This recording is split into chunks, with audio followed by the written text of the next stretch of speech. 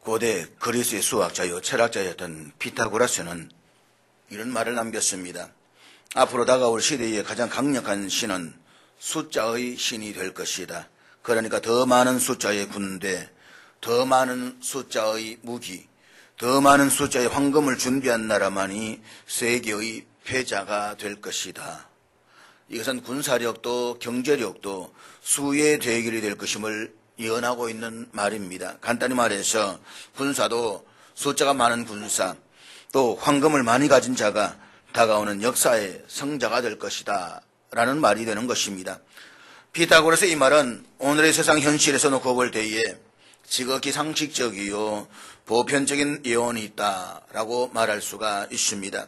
우리가 지난 6.25 전쟁 당시에 압록강까지 진격해서 통일을 이루었다라고 생각을 했지만 중공군의 인해 전술 때문에 후퇴를 해야만 했습니다. 당시에 중공군들은 총도 가지지 않았다라고 합니다. 총을 가진 사람이 10사람 중에 1사람, 또 20명 가운데 1명 정도였다라고 이야기를 합니다. 대부분이 양 어깨에 수류탄 몇 개를 달고 그 다음에 징이나 꽹과리를 들고 한국전쟁에 참여했다는 것입니다. 그들이 떼거지로 끝없이 밀려오는데 도저히 감당할 수가 없어서 결국에는 우리가 후퇴를 해야만 했다는 것입니다. 이처럼 일반적으로 전쟁을 할 때에 군대의 숫자는 굉장히 중요한 것입니다. 그런데 이런 상식적인 관점에서 놓고 볼 때에 오늘 본문의 내용을 들여다본다라고 한다면 하나님은 대단히 무지하고 비상식적인 분이심에 틀림없습니다. 300명의 군대보다 10,000명의 군대가 훨씬 더 전투하기에 유리합니다. 10,000명의 군대보다 32,000명의 군대가 더 우세하다라고 하는 것은 유치원에 다니는 어린이날들조차도 알 수 있는 상식에 속하는 이야기입니다. 그런데 오늘 본문에 보면 이스라엘은 미디안과 싸우는 병력으로 고작 300명의 백성들만 추려냈습니다. 오늘 본문의 내용은 우리가 일반적인 상식으로는 도저히 생각할 수가 없고 이해가 가지 않는 사건입니다. 오늘 본문 내용을 다시 한번 정리해 보았으면 좋겠습니다. 그러니까 기드온이 살고 있었던 시대에 이스라엘 백성들이 미디안의 침략을 받았습니다. 절대적으로 나라를 잃어버릴 수 있는 풍전등화와 같은 위기의 상황 속에서 기드온은 일종의 의병을 일으킨 것입니다. 기드온을 쫓아서 조국을 구하겠다라고 자원하에 나선 백성들의 숫자가 무려 32,000명이나 되었습니다. 이 많은 백성들을 바라보면서 이제는 무엇인가를 할 수 있겠다는 포부와 자신감에 차있던 기드온에게 하나님은 이렇게 말씀을 하십니다. 너를 따르는 백성이 너무 많은즉 내가 그들의 손에 미디안 사람을 넘겨주지 아니하리라. 그러니까 하나님은 지금 사람들이 너무 많으니까 돌려보내라고 하시는 것입니다. 그런데 본문 12절 말씀 보시기 바랍니다. 거기에 보면 미디안의 군대는 이스라엘을 위협하면서 메뚜기 떼처럼 밀려왔다라고 말씀을 하고 있습니다. 12절 말씀 우리 같이 읽도록 하겠습니다. 같이 읽습니다. 여기에서 메뚜기의 많은 수라고 하는 표현은 그 숫자가 너무 많아서 헤아릴 수가 없다라는 말입니다. 그렇게 본다면 이 많은 적달과 대항하여 싸우는데 32,000명은 그렇게 많은 숫자가 아닙니다. 그럼에도 불구하고 하나님께서는 너무 많다라고 말씀을 하십니다. 사실 우리들의 상식적인 이성으로 판단했을 때에 미디안과 싸우기 위해서는 32,000명도 오히려 부족한 숫자입니다. 그런데 하나님께서는 너무 많으니까 돌려보내라고 말씀을 하십니다. 그래서 스스로 자원했지만 정말로 준비가 안 된 사람들, 두려운 사람, 겁이 나는 사람, 또 비겁하고 소심한 사람, 부끄러워하는 사람들은 다 돌아가게 되었습니다. 그 숫자가 무려 22,000명이었습니다. 이제 10,000명이 남았습니다. 그런데 그 10,000명도 많다라고 말씀을 하십니다. 우리의 상식은 도저히 이해할 수가 없는 하나님이십니다. 본문 4절 말씀 한번 다시 보시기 바랍니다. 우리 4절 말씀 우리 같이 읽겠습니다. 시작. 결국 다 돌려보내고 300명이 뽑혔습니다. 그리고 하나님께서는 이들 300명으로 이스라엘을 구원하겠다라고 약속하십니다. 기억하십시오. 그리고 상황을 좀 제대로 파악하십시오. 이스라엘 병력은 32,000명이 아니고 10,000명도 아닙니다. 고작 300명입니다. 하나님께서 이 300명을 통해서 역사하시겠다라고 하는 이유가 도대체 무엇입니까? 우리가 생각하기에는 사람의 수가 많아야 전쟁을 수행하기가 보다 수월해질 것입니다. 한 사람이라 더 많아야 다양한 작전을 펼칠 수가 있을 것입니다. 그리고 승리하게 될 것입니다. 그런데 3만 명도 아니고 고작 300명입니다. 만약에 여러분들이 이 전쟁의 현장에 서 있다라고 한번 가정을 해보십시오. 그리고 그의 지도자가 오주칠 때 한번 생각을 해보십시오. 아마 어쩌면 여러분은 이와 같은 행동에 대해서 어떻게 반응하실 것 같습니까? 우리가 몰라도 분명한 것은 이 전쟁은 무언가 잘못되어가고 있다라고 생각하면서 서로에게 수군거리기 시작할 것입니다. 아마 오주철 목사가 정신상태가 좀 뭔가 이상해졌다고 한번 검증해 보아야 되겠다라고 외치고 있기 시작할 것입니다. 심지어는 지도자를 바꾸자 이거는 안 된다라고 말할는지도 모르겠습니다. 또 아니면 야 우리 다 포기해다 돌아가자 라고 이야기할는지도 모르겠습니다. 분명한 것은 손자병법으로 따진다라고 한다면 이것은 너무나도 무모한 전략이요 모두가 개죽음을 자초하는 일이 아닐 수가 없다라고 하는 것입니다. 그런데 그럼에도 불구하고 하나님께서 왜 이 적은 인원을 고집하십니까? 도대체 어쩌자고요? 그 이유를 우리는 오늘 본문을 통해서 다음의 세 가지로 생각해 볼 수가 있습니다. 첫째로 이스라엘 백성들로 하여금 스스로를 자랑하지 않게 하시기 위해서였다는 것입니다. 본문 2절 말씀 같이 보도록 하겠습니다. 우리 2절 말씀 다 같이 읽겠습니다. 시작. 기드온이 사람을 모으니까 3만 2천 명이 되는 사람들이 모여들었습니다. 이렇게 많은 사람들이 모이게 되니까 그것을 보면 이스라엘 백성들이 어깨가 어색해지기 시작을 합니다. 그들의 모인 숫자를 바라보면서 용기가 하늘을 찌를 듯합니다. 만약 그런 상태로 전쟁에서 승리하게 된다면 기드온은 자신의 실력을 과대히 평가하게 될 것이고 백성들도 승리가 빠져서 하나님을 잊어버릴 수도 있습니다. 하나님께서는 이런 사실을 예측하셨습니다. 하나님은 이스라엘 백성들이 오만하고 교만해질 가능성을 보셨습니다. 전쟁에서 한번 승리를 거두었다라고 해서 하나님을 잊어버린다라고 한다면 이것은 이스라엘이 또다시 망하는 길임을 하나님은 미리 보고 계셨다라고 하는 것입니다. 그렇지만 사랑하는 여러분, 아무리 이스라엘 백성들 하여금 스스로 자랑에 빠지지 않게 하려고 한다라고 해도 솔직히 300명은 너무 적은 인원입니다. 메뚜기 떼처럼 많은 미디안 군대와 싸워서 이길 수 있는 그런 성사 있는 숫자가 아닙니다. 그냥 미디안 군대의 숫자로 밀어버리면 깔려서 죽을 수밖에 없는 그런 터무니없는 숫자인 것입니다. 요즘같이 최첨단 무기가 있었던 것도 아니고 그 당시에는 오로지 육탄전인데 어떻게 감히 메뚜기 떼처럼 많은 미디안 군대와 맞붙어서 고작 300명의 숫자가 싸울 수가 있다는 말입니까?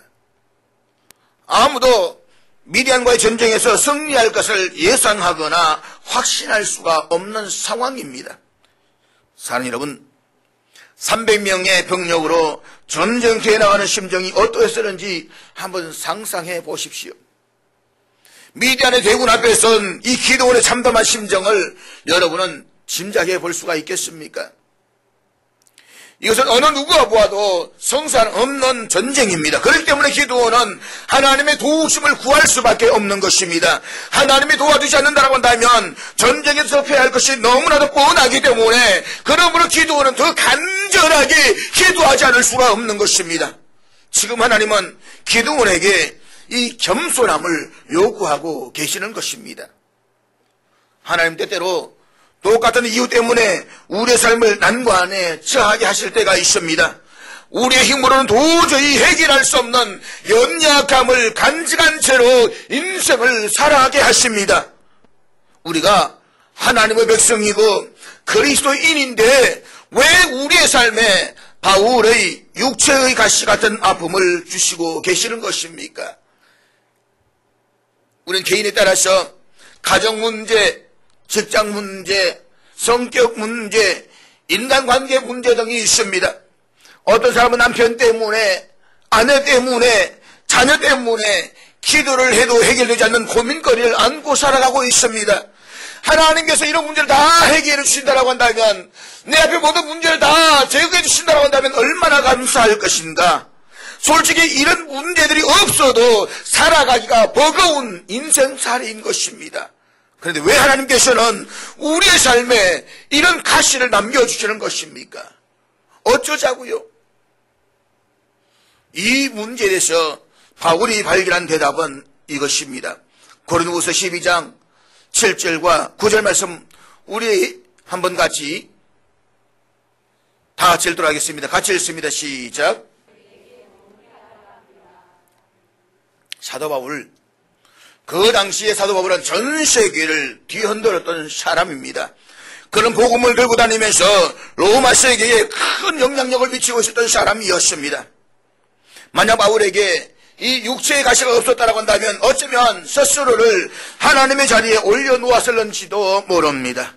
하나님께서는 바울이 교만해질 수 있는 이 가능성, 이 위험성을 보셨습니다. 그래서 그를 너무 자만하지 않게 하시려고 그의 몸에 가시를 주셨다라고 했습니다.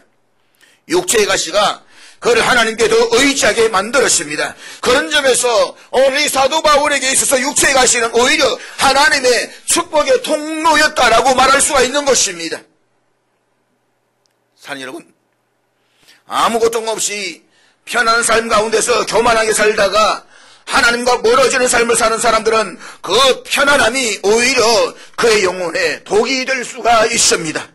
그러므로 나에게 더욱 위대한 축복, 더욱 놀라운 은혜를 주시기 위해서 내 육체에 가시를 허락하신 하나님의 사랑을 깨달을 수 있기를 바랍니다. 나에게 한계를 깨닫는 그 자리가 바로 하나님으로 말미암는 은혜의 자리인 것입니다. 나의 부족함을 깨닫는 그 자리가 바로 하나님의 도우심을 구하는 자리인 것입니다. 32,000명의 군대보다 300명의 군대가 하나님께 도움을 간구하는 겸손함이 더욱 더 필요한 이유를 우리는 이해할 수가 있는 것입니다. 우리 모두는 다 바벨탑의 후손들입니다. 바벨탑의 후손인 우리 인간은 하나님의 자리에 자신을 두고 싶어하는 자아망상을 가지고 살아가고 있습니다. 언제나 자기의 이름을 내고 싶어합니다. 그래서 자기 자신을 자랑하고 싶어합니다. 어느 하나에도 자기 이름 하나 좀 박아내고 싶은 것이 우리의 마음인 것입니다. 더구나 우리 한국 사람 그런 심성이 더 강하게 있습니다. 그래서 세계 어디를 가든지 간에 이름 하나 김춘자를 받는 사람이 얼마나 많이 있습니까? 사람에게는 저마다 이런 유혹이 다 있습니다. 그러나 이런 유혹은 자신을 하나님으로부터 멀어지게 만드는 가장 위험한 유혹인 것입니다. 기억하십시오. 하나님은 교만한 자를 대적하시고 겸손한 자에게 은혜를 주시는 분이십니다. 그래서 하나님의 때때로 우리가 교만하여 하나님과 원수가 되기보다는 하나님을 더욱더 의지하며 살아가도록 하기 위해서 우리의 삶에 육체의 가시와 같은 것을 주실 수가 있는 것입니다. 우리에게 많은 달란트, 많은 재산을 가지고 교만해지기보다는 부족한 듯이, 모자란 듯이 살면서 겸손하게 더 주님을 의지하고 주님의 도구가 되는 것이 바로 복된 일입니다. 이런 까닭 하나님께서는 오늘 기드온에게 300명의 군대로 만족하라고 말씀을 하십니다. 이스라엘로 하여금 스스로 자랑하지 않게 하시려는 하나님의 계획인 것입니다. 둘째로 하나님만을 의지하게 하시기 위해서였습니다. 도저히 할 수 없는 일이라고 두 손 들고 포기할 수 있는데 기드온은 전적으로 하나님 명령에 순종합니다. 기드온이 300명의 군대를 거느리고 메뚜기 떼와 같이 무선 미디안에 감히 맞서서 도전할 수 있는 비밀이 무엇이라고 생각하십니까? 그 비밀은 기드온이 어떤 확신을 가지고 있었기 때문인 것입니다. 기드온이 부하를 데리고 정찰을 나갔습니다. 그때 적군 2명이 지난밤에 꿈꾼 이야기를 나누고 있었습니다. 시간이 절묘하지 않습니까? 아니, 꿈꾼 이야기를 미리 해설 수도 있고 기드온이 지나고 난 다음에 할 수도 있는데 함이 곧 절묘한 타이밍에 하나님께서 기드온으로 하여금 상대 적군인 미디안 군인을 통해서 말씀을 듣게 하시는 것입니다. 한 미디안 군사가 꿈꾼 내용인적 보리떡 한 덩어리가 미디안진으로 들어와서 한 장막을 쳐서 무너뜨렸다라고 하는 것입니다. 이 꿈을 해석하는 동료 병사의 말을 한번 들어보시기를 바랍니다. 본문 14절 말씀입니다. 우리 14절 말씀 같이 읽겠습니다. 시작. 하나님이 기드온과 함께 하시기 때문에 자신들이 패할 것이라고 말하고 있습니다. 누구의 입을 통해서요? 적군 미디안의 입을 통해서 말입니다. 이스라엘 백성들이 아니에요. 상대적인 적군의 입을 통해서 지난밤에 꾼 꿈을 이야기를 했는데 그 꿈을 예몽하고 있는 사람이 오늘 이 말씀을 하고 있다고 하는 것입니다. 적군의 입에서 나오는 이 말을 들었을 때에 기드온과 이스라엘의 사기는 아마도 하늘을 찌를 듯 했을 것입니다. 본문 15절 말씀입니다. 우리 15절 말씀 다시 같이 읽겠습니다. 시작. 기드온이 그 꿈과 해몽하는 말을 듣고 경배하며 이스라엘 진영으로 돌아와 이르되 일어나라, 여호와께서 미디안과 그 모든 진영을 너희 손에 넘겨주셨느니라 하고, 정찰을 나갔던 기드온과 부하가 적군들이 하는 말을 듣고 사기가 떨어진 것이 아니라 오히려 전쟁에 대한 용기가 불불 듯이 일어나기 시작했다는 것입니다. 그 하나님께서 자신들과 함께 하신다는 의식은 저들의 마음을 하나로 똘똘 뭉치게 만들었습니다. 저들에게는 두려움이 사라진 것입니다. 오늘 숫자에 있는 것이 아니라 하나님 나와 함께 하신다. 전능하신 하나님, 만군의 하나님, 전쟁의 하나님께서 우리와 함께 하신다. 이 믿음이 그 속에 있게 되었을 때에 그 안에 있는 모든 의심과 불안 다 사라지고 온전히 마음이 하나가 될 수가 있었다라고 하는 것입니다. 이스라엘은 비록 300명이라는 적은 숫자였지만 승리를 확신하며 전쟁터에 나갔습니다. 하나님께서 함께 하시며 승리하게 해주실 것을 믿고 힘차게 행진할 수가 있었던 것입니다. 그렇습니다. 하나님이 함께 하신다는 약속을 믿을 때에 우리는 진정으로 어떤 역경이나 두려움도 두려워하지 않고 진군에 나갈 수가 있습니다. 전능하신 하나님께서 승리를 보장하시기 때문에 기드온은 300명의 군대를 이끌고도 전쟁에 임할 수가 있었습니다. 기억하십시오. 전쟁의 승리는 사람의 숫자에 있는 것이 아니라 전능하신 하나님의 손에 달려져 있는 것입니다. 인생의 참된 승리는 그에게 어떤 재물과 달란트가 많고 적음에 있는 것이 아니라 구원자이신 하나님의 손에 있는 것입니다. 그러므로 나의 약함을 주 앞에 고백하고 주님만을 의지할 때에 나도 승리할 수 있다는 사실을 믿을 수 있기를 축복합니다. 신앙의 진정한 출발은 나 자신이 주님 앞에 얼마나 부족하고 얼마나 연약한 존재인가를 깨닫는 데 있습니다. 거룩하신 하나님 앞에서 죄인이었던 자신의 모습을 발견하는 순간 내 모습에 가려워져 있던 하나님을 바라보기 시작합니다. 자기 자신이 얼마나 하나님 앞에서 벌레 같은 존재인가에 대한 발견 없이는 신앙의 발을 들여놓았다고 말할 수가 없습니다. 자신의 비참함을 깨닫는 순간부터 우리의 신앙의 생활은 시작이 되는 것입니다. 이 사실을 깨닫게 되는 순간 그 다음 단계는 이제 나 자신이 아니라 하나님만을 의지하는 믿음을 고백하게 되는 것입니다. 하나님 없이 나는 아무것도 할 수가 없습니다. 하나님 나의 주인이 되지 아니하시고 나는 한 걸음도 나아갈 수가 없습니다. 전능하신 하나님, 만물을 주관하시는 하나님만을 신뢰할 수가 있게 되는 것입니다. 또 신뢰해야만 하는 것입니다.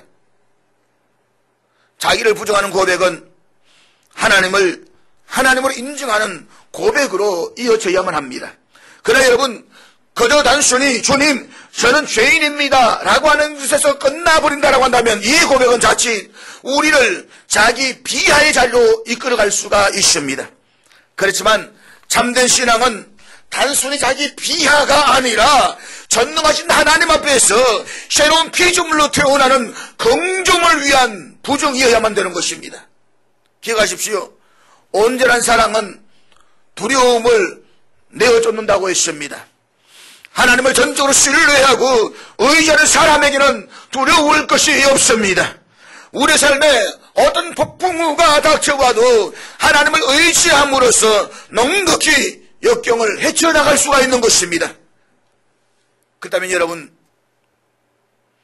여러분은 자기 비하를 뛰어넘어서 하나님을 신뢰하는 그 믿음의 자리에 서 있습니까? 셋째로 준비된 사람을 서시기 위해서였습니다. 하나님께서 기드온에게 300명만 데리고 전쟁에 나가게 하신 세 번째 이유는 준비된 사람만 서시기 위해서였습니다. 오늘 본문을 잘못 이해하면 하나님은 많은 사람을 싫어하시고 소수의 정리를 좋아하시는 분으로 이해할 수가 있습니다. 그러나 그것은 본문을 잘못 읽고 있는 것입니다. 하나님을 잘못 이해하고 있는 것입니다. 하나님의 결정은 숫자에 많고 적음에 달려있는 것이 아닙니다. 만약에 32,000명의 군대를 지휘하면서도 기드온이 여전히 겸손했다면 문제는 달라졌을 것입니다. 그가 참으로 사람을 의지하지 않고 하나님을 의지하고 하나님만을 신뢰했다라고 한다면 하나님께서는 32,000명 그 이상을 주셨을 것입니다. 기드온이 군사의 숫자 때문에 자만하고 교만해질 수 있기 때문에 300명만 데리고 가라고 말씀하고 있는 것입니다. 사랑하는 여러분, 문제는 숫자에 많고 적음에 있는 것이 아니라 우리가 참으로 신뢰하고 있는 것이 무엇이냐에 달려져 있습니다. 우리가 똑똑하다고 해서 하나님이 서시는 것이 아닙니다. 우리가 미련하기 때문에 하나님이 서시는 것도 아닙니다. 강하기 때문에 하나님이 버리시고 약하기 때문에 하나님이 서시는 것은 더더구나 아닌 것입니다. 중요한 것은 신뢰입니다. 오늘 당신은 무엇을 신뢰하십니까? 참으로 살아계신 하나님, 우리의 생명을 주신 하나님만을 신뢰하며 살아가십니까? 아니면 하나님이 주신 돈과 재능을 의지하면서 사십니까? 당신이 인생을 살아가면서 가장 신뢰하는 것이 무엇입니까?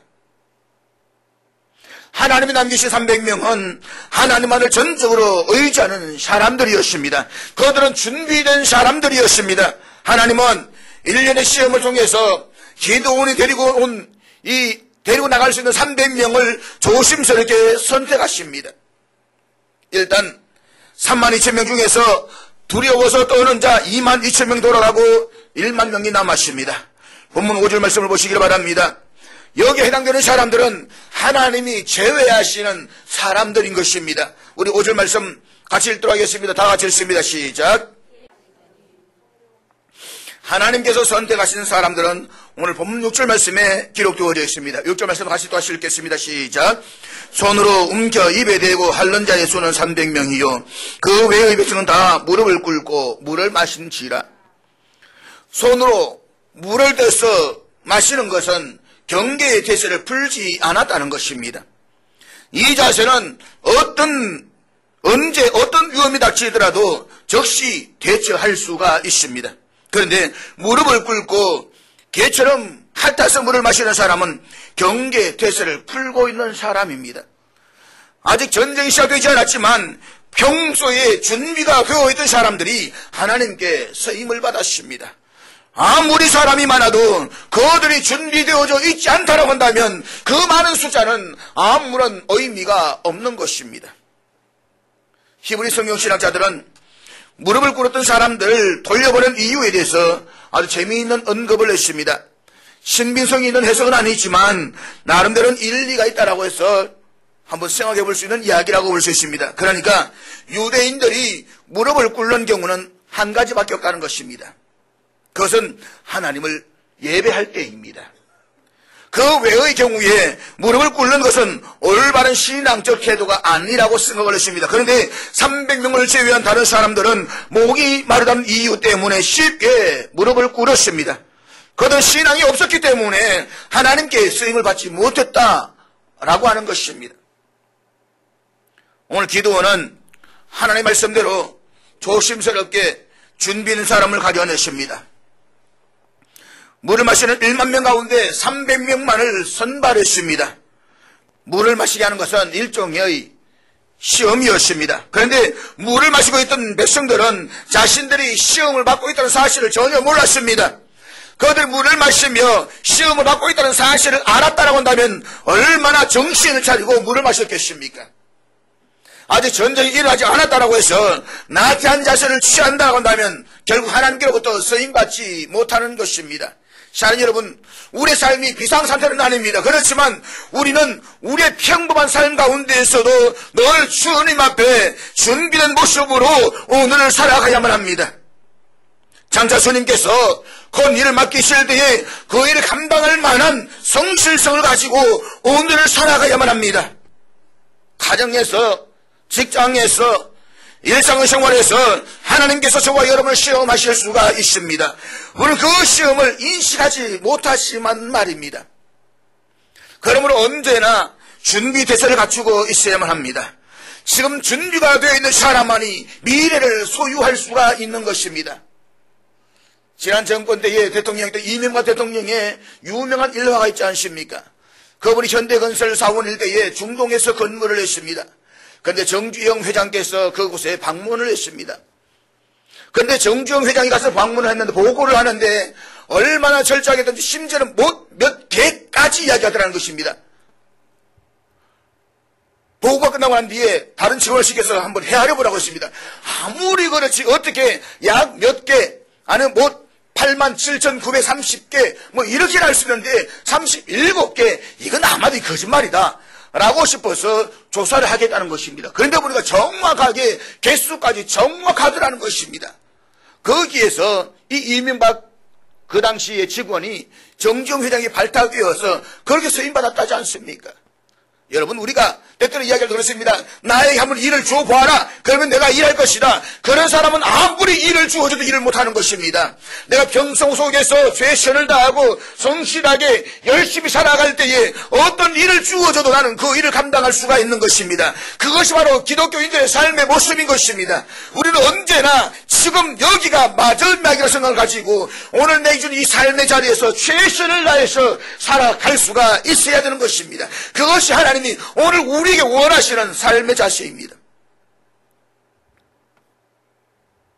사랑하는 여러분, 누군가가 나를 보고 있다라고 생각할 때에 우리 작은 행동 하나까지도 달라질 수밖에 없습니다. 그런데 지금 하나님께서 당신을 보고 계신다는 사실을 알고 계십니까? 아주 은밀한 곳에서도 나를 보시는 하나님, 그 하나님께서 언제나 불꽃 같은 눈동자로 내 하나하나의 행동까지 보고 계신다는 사실을 인지하고 계십니까? 졸지도 않고 주무시도 하지 않는 전능하신 하나님께서 지금 이 순간에도 우리를 아주 세세하게 관찰하고 계십니다. 우리가 성실한 모습으로 생활하고 있는지, 하나님 말씀대로 그리스도인답게 살아가고 있는지를 세밀히 보시고 듣고 계십니다. 잊지 마십시오. 하나님은 우리의 깊은 곳의 행동까지도 생각까지도 감찰하고 계시는 전능하신 하나님이십니다. 위안 종교개혁자 존 칼빈은 그의 삶의 지표가 라틴어로 코람 데오였습니다. 이 말은 하나님 앞에서, 아니면 하나님의 존전에서 라는 뜻입니다. 칼빈은 이 말을 일평생 그의 좌우명으로 삼고 살았습니다. 하나님 앞에서 인생을 산다라고 생각할 때에 칼빈은 함부로 말하고 함부로 행동할 수가 없었습니다. 언제나 하나님 나를 보고 계신다, 내가 언제 하나님 존재 앞에서 생활하고 계십니다, 이 사실 앞에서 그는 늘 경건하게 삶을 살았습니다. 자신의 영광이 아니라 오직 하나님의 영광을 위해서 살았습니다. 그래서 칼빈의 사진을 보게 되면 그는 언제나 한쪽 손을 이렇게 위로 들고 있습니다. 오직 하나님의 영광을 위해서. 여러분, 우리도 역시 칼빈처럼 하나님 앞에서 부끄럽지 않게 행동하며 살아야만 합니다. 하나님 불과 같은 눈동자로 우리 행동과 말 하나하나를 다 보고 듣고 계십니다. 그리고 하나님은 일상생활 가운데서 우리를 시험하십니다. 그렇기 때문에 아주 작은 부분까지도 성실하게 감당할 수가 있어야 되는 것입니다. 지극히 작은 것에서도 신실해야만 합니다. 그럴 때에 하나님은 우리를 아주 멋지게 사용하실 수가 있는 것입니다. 그렇다면 묻습니다. 오늘 당신은 지금 주님 앞에 얼마나 성실한 모습으로 서 있습니까? 오늘 당신의 삶에서 달라져야 할 부분은 없습니까? 하나님께서 의미 없는 32,000명보다 준비된 300명을 원하신다는 것을 한번 헤아려 보십시오. 이 땅의 교인들의 수가 날로 더해져 간다라고 하는 사실은 구원받은 영혼이 늘어나는 것이기 때문에 분명히 기쁜 일입니다. 그러나 숫자만 많은 것이 좋은 일은 결코 아닙니다. 중요한 것은 준비된 일꾼이 얼마나 되느냐라고 하는 것입니다. 무의미한 32,000명의 교인들이 교회에 나오는 것보다 우리 안에 복음을 위해서 헌신하고 예수 그리스도 이름을 드러내고 주 예수 그리스도를 전도하기 위해서 자신의 목숨을 내어놓을 수 있는 300명이 필요한 것입니다. 이 시대를 책임지고 그리스도를 믿는 자답게 살아가고 있는 참된 그리스도인들이 오늘 이 시대에 우리에게 필요한 것입니다. 사랑하는 여러분, 하나님은 언제나 사람을 필요로 하십니다. 하나님은 사람의 준비 없이는 그분의 뜻을 이루어 가실 수가 없습니다. 하나님께서 하시는 일 중에 제일 큰 일은 사람을 찾는 일입니다. 집안의 상속자를 그 부모가 준비하고 키우는 것처럼 하나님은 하나님의 역사의 상속자를 언제나 준비하시고 엄밀하게 키우시고 지명하여 세우십니다. 믿음의 사람은 하나님의 상속자가 된다라고 하는 이 꿈을 꿀 수가 있어야만 합니다. 그 사명을 향해서 걸어갈 수가 있어야 되는 것입니다. 모든 숭고한 사람들의 배후에는 틀림없이 하나님의 특별한 뜻과 사명이 있다는 사실에 우리는 눈을 떠야만 합니다. 하나님은 하나님을 경외하는 사람들이 예기치 못한 고난을 통해서 어떻게 다시 일어나서 승리했는지를 꼭 점거하십니다. 믿음의 사람은 하나님을 붙들어서 능력 있고 성공 있는 사람이 되어야만 합니다. 기억하십시오. 하나님의 기적은 오늘도 일어나는 것입니다. 우리가 바른 믿음만 갖고 있기만 한다고 한다면, 우리가 준비된 성교의 삶을 살아가고 있기만 한다고 한다면 기적의 날은 반드시 오게 될 것입니다. 그 날을 위해서 지금 있는 모습 그대로 하나님 앞에서 성실하게 살아갈 수 있기를 바랍니다. 마지막 시대에 우리 주님이 찾으시는 그 한 사람, 그 예배자가 되기 위해서 지금 내가 서 있는 이 삶의 자리에서 최선을 다해 준비하는 신실한 자의 삶을 살아갈 수 있는 저와 여러분들 있기를 주님의 이름으로 축복합니다. 기도하겠습니다.